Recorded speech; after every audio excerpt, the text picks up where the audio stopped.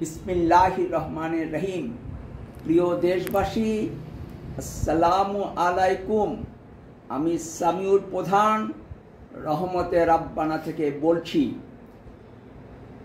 প্রশ্ন হচ্ছে 2024-25 অর্থ বছরের বাজেট প্রণয়নকালে অর্থমন্ত্রী ও তার সহযোগীরা কাদের কথা শুনেছেন? 2024-25 অর্থ বছরের বাজেট প্রণয়নকালে অর্থমন্ত্রী ও তার সহযোগীরা আন্তর্জাতিক মুদ্রা তহবিল IMF এর কথা শুনেছেন। IMF এর পরামর্শ অনুযায়ী বাজেটের আকার বৃদ্ধি 4.6% মধ্যে সীমিত রেখেছে। কর অব্যাহতি দেবার ফলে কর আহরণ কতটুকু কম হচ্ছে?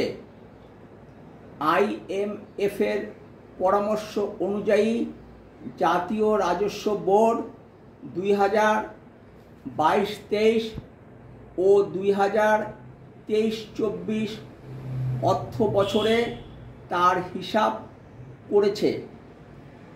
ক্ষমতাসীনদের কাছাকাছি থাকা সুবিধাভোগী ক্ষুদ্র অলিগার্কদের কথা শুনেছেন। অলিগার্কদের পরামর্শ অনুযায়ী 15% কর দিয়ে বাজেটে কালো টাকা সাদা করার বিধান রেখেছে। আমলাদের কথা শুনেছেন, তবে দুঃখ কষ্টে থাকা সাধারণ মানুষের কথা তেমন একটা শুনেননি।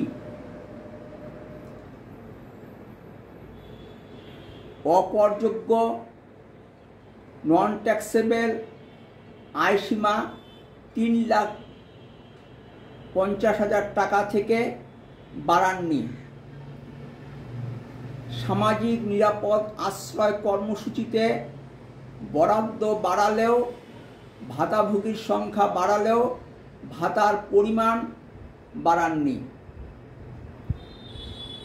আয় রোজগারহীন, অসহায়, বয়স্ক মানুষ ও বিধবাদের প্রতি মাসে অন্তত 2,000 টাকা করে ভাতা দিতে পারলে ভালো হতো। ভালো থাকবেন ও রহমতে রাব্বানায় বেড়াতে আসবেন। ফি আমানিল্লাহ। আল্লাহ হাফেজ। বাংলাদেশ জিন্দাবাদ।